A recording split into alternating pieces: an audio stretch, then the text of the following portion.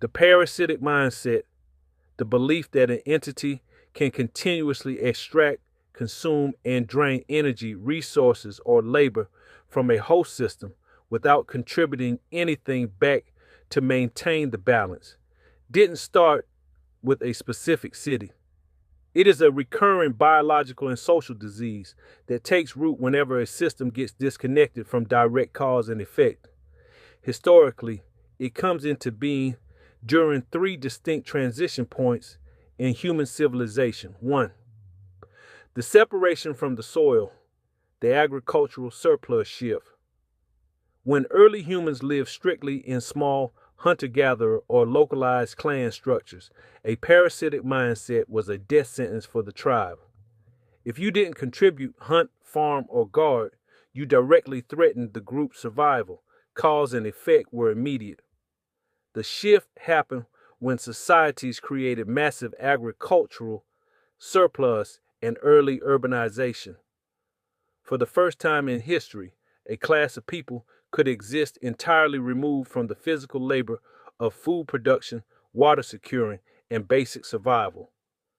While this allowed for art, engineering, and specialization, it also created a loophole, the middleman class. Individuals could position themselves between the producer and the resource, extracting a tax or cut without ever putting their own hands in the dirt. 2. The rise of institutional debt and abstract wealth. The mindset mutated into its most aggressive form when wealth shifted from tangible substance, grain, cattle, land, craftsmanship, to abstract leverage, debt, speculation, paper promises, and pure extraction.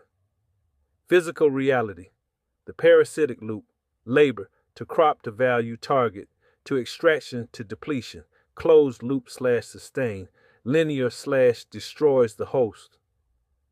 When value was tied to physical land or work, you had to steward the land so it would produce again next year.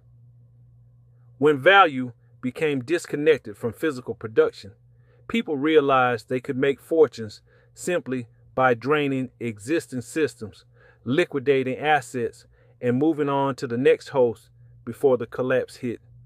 3. The psychological trigger, exemption.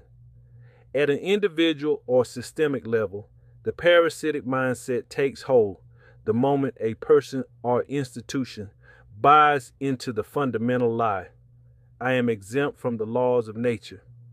It follows a predictable three-stage mental decay. Entitlement, believing the host, the earth, the working class, the family, or the community, owes them sustenance simply because they exist at the top of a hierarchy. Detachment, removing themselves from the consequences of their extraction.